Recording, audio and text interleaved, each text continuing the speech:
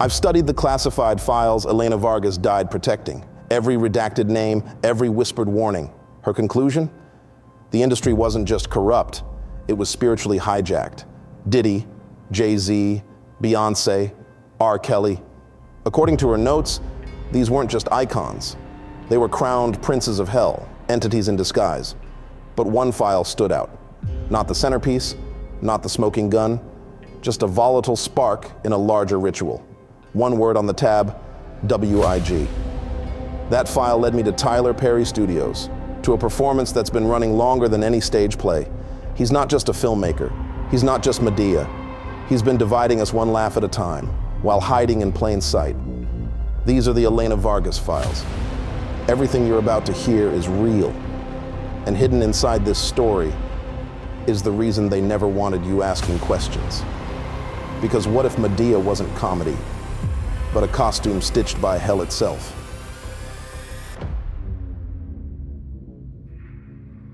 I've been on the force for 15 years, homicide mostly. I've seen what people do when no one's watching, what power does to the soul when it stops needing to pretend.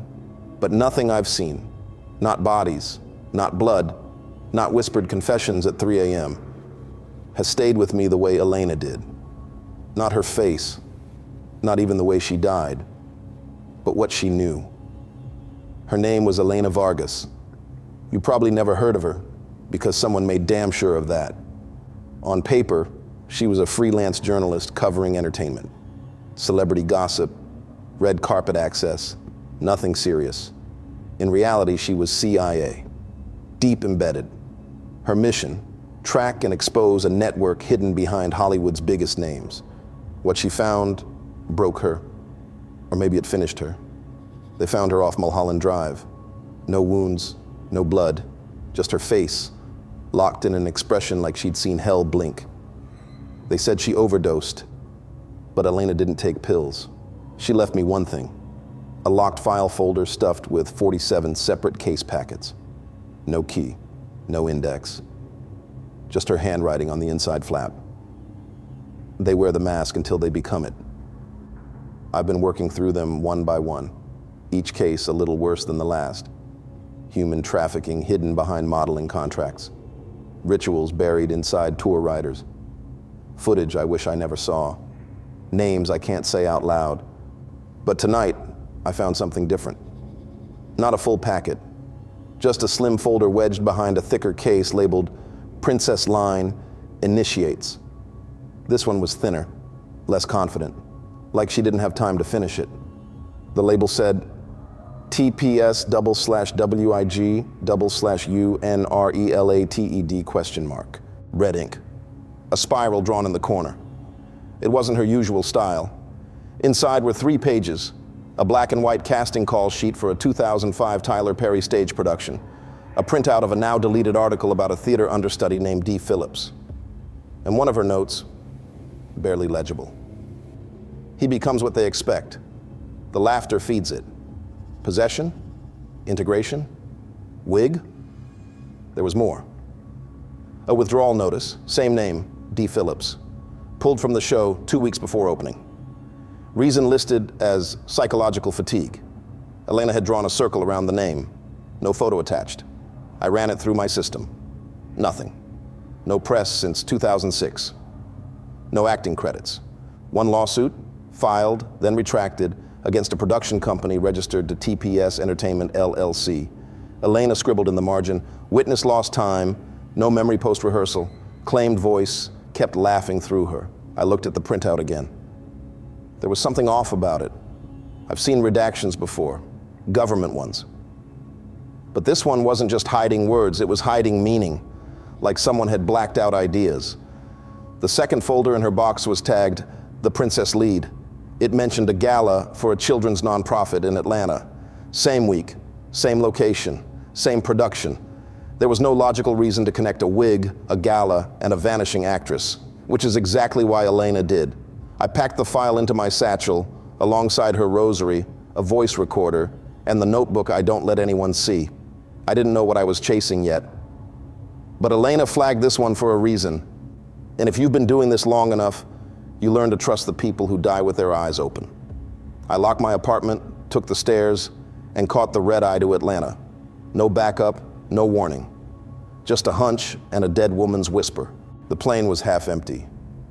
Good. I didn't feel like making small talk with anyone alive. I pulled the folder out mid-flight, read the note again. He becomes what they expect. The in-flight screen a few rows up was playing a Tyler Perry interview. Old clip. He was laughing about how Madea just comes out when she wants to. Said sometimes he can't control the voice. The woman across the aisle chuckled. Something about it made my spine twitch. I looked down at Elena's handwriting one more time. If he laughs while wearing it, run. We landed just after 10:30 p.m. I didn't even stop to eat. I took the MARTA train heading out toward the edge of town. Final stop, a rural district just past the industrial sector. That's where the address was, one tied to the last known record of D. Phillips. The train was mostly empty. A few night shift workers. A man in a suit already asleep. Fluorescent lights buzzed overhead, like flies stuck in static. I sat back and closed my eyes for a minute. Not to sleep, just to rest. The train rocked beneath me, a dull rhythm I barely noticed anymore. I hadn't meant to fall asleep, not with Elena's folder in my lap, and her voice still echoing through my thoughts.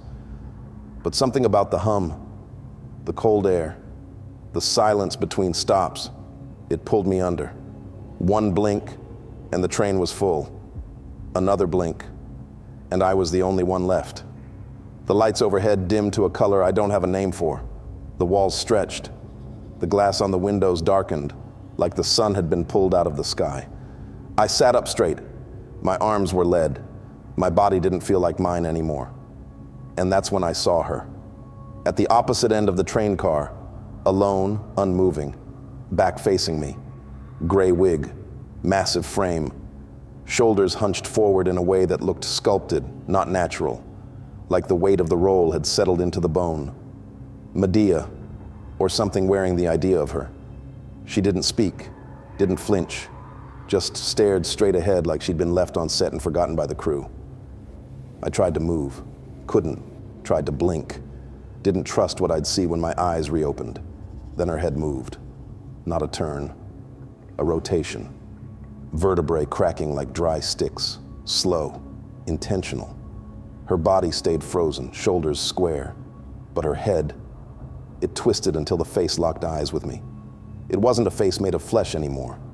It was a smile carved in wax, lips red as raw muscle, eyes hollow, shiny black like the reflection on water before you fall in. Her grin trembled like it was being held in place by something underneath the skin. Something alive. The laugh came next, not from her mouth, from the ceiling, from the floor, from under my tongue. A voice I'd heard 1,000 times in movie theaters and living rooms. Only now it dragged. Slower, hungrier, wrong.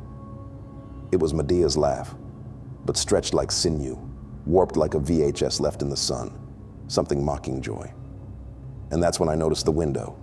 Condensation clouded the glass beside me, and someone, or something, had drawn in the fog. Run! One word, all caps.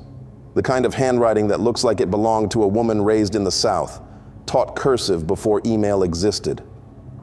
I blinked. The lights snapped back. The hum returned. The train was full again. Passengers, phone screens, quiet music, business as usual.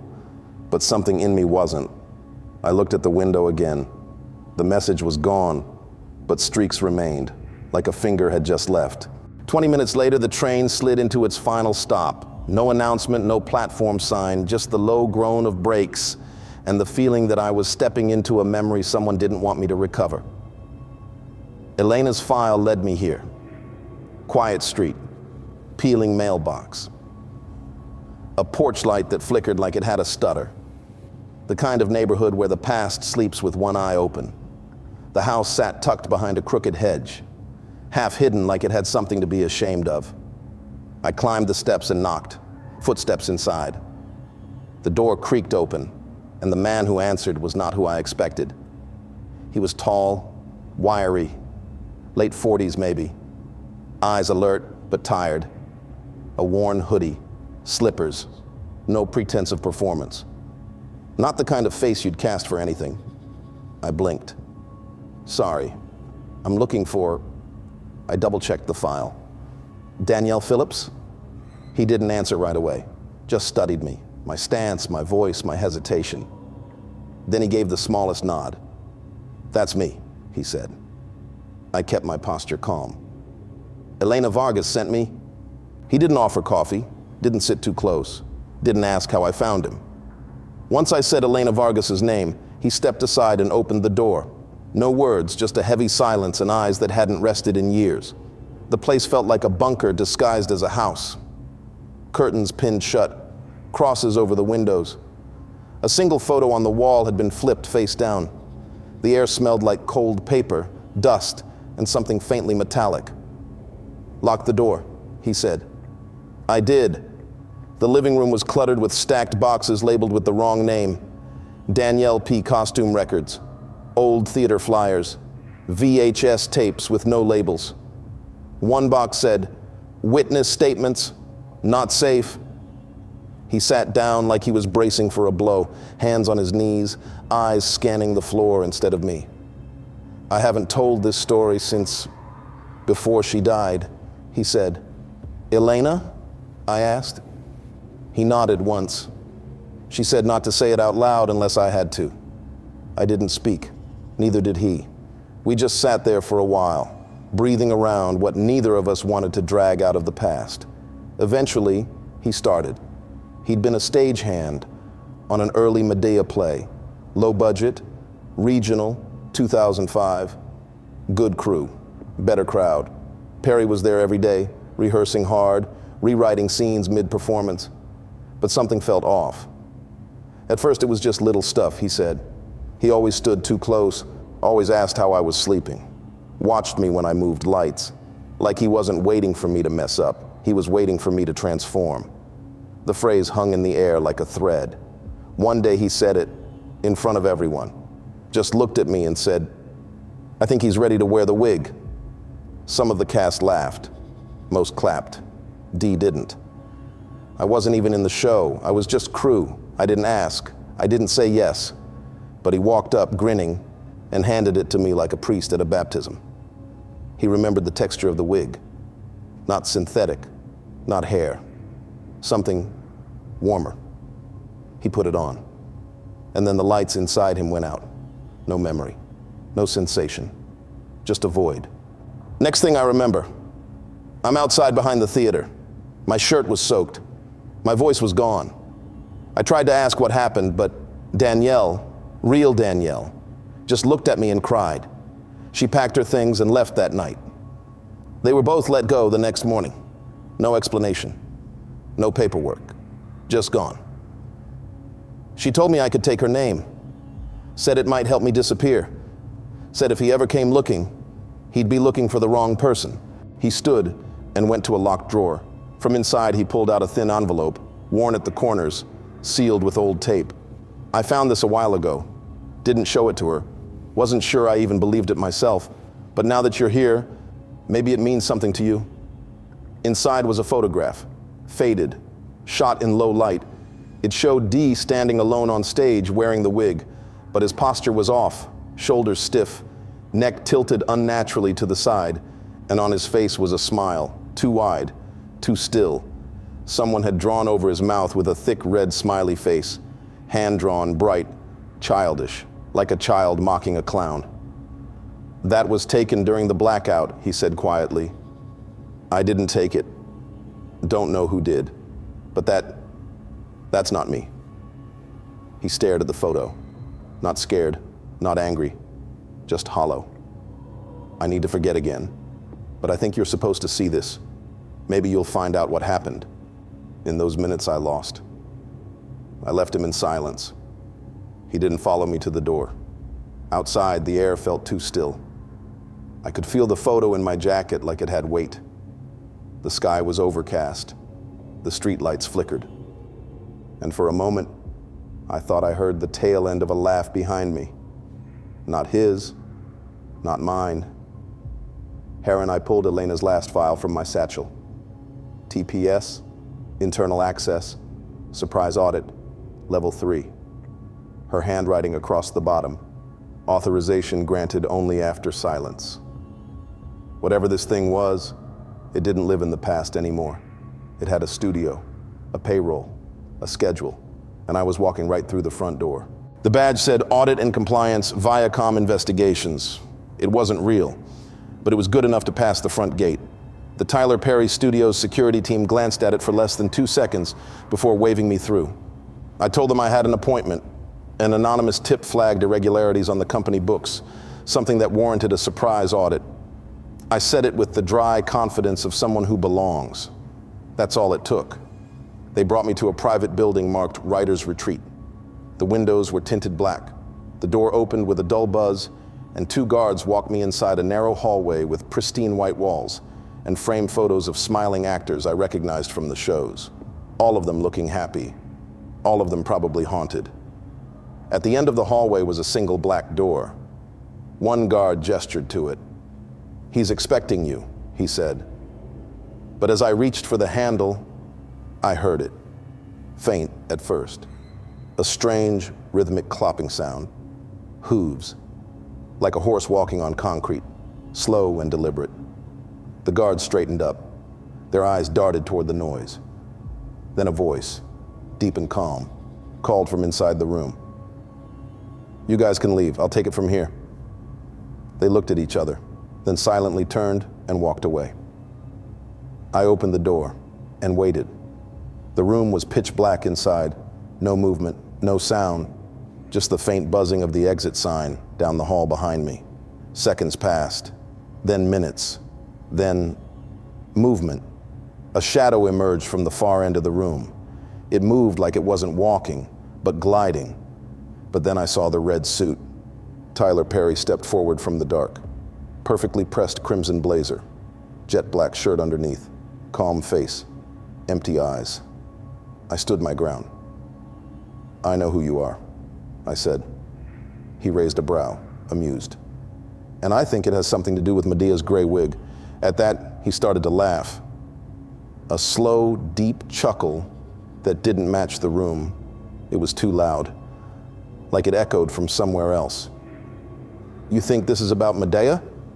he said, still laughing. "No, this is something older." "Older?" He tilted his head. "They always think it starts with a character, but you're looking at the symptom, not the source. Madea is a disguise, a performance. But me?" He took a step closer. "I'm not an actor. I'm an idea. I'm chaos given form." I didn't speak. He walked to the side of the room, running his fingers along a bookshelf, not reading anything, just feeling the spines, like he already knew what they were. "People think war only happens with bombs, guns, battleships." He turned toward me. "But that's only the beginning." He kept going. "You want to know my role? I don't need to start fires. I just separate people until they light the match themselves. I flood the world with mirrors so no one sees what's behind them. I don't lie. I let them perform their own delusions." He smiled. "I make content that divides, messages that don't mean anything, stories that stir without healing. I confuse the tongues until no one speaks truth anymore." "You cause chaos," I said. "I am chaos." He stepped in front of me now. "Elena Vargas knew what the industry was up to," I said. He went quiet. Then softly, "It's sad what happened to her. I enjoyed her company." I squinted. You knew her? From the beginning?" he said. "Of course I did." "Then why?" He shrugged. "She wanted to be a light in a place built to reflect darkness. I didn't stop her. I watched. I learned." I took a breath. "You're not concerned with who dies?" He nodded. "That's not my purpose." He looked toward the door. "I've spoken long enough. It's time for you to go." I didn't move. "I know the truth about you," I said. He grinned. "And? You're not going to stop me?" He stepped back toward the shadows in the corner of the room. "I don't need to," he said. I'm not concerned with being known. He paused. I'm inevitable. Inevitable? I repeated. That's when the lights flickered. The walls began to dim like a camera lens slowly closing. He disappeared into the black corner of the room, his red suit melting into the dark like it had never been there. I heard it again. The breathing, not human, not animal. A deep, heaving exhale, like a beast about to charge. Then came the eyes. Two glowing red dots opened in the dark, staring through me. And one word followed. Not from Tyler's mouth, but from the shadow itself. A voice older than the room, older than the man. A voice like iron breaking bone. War.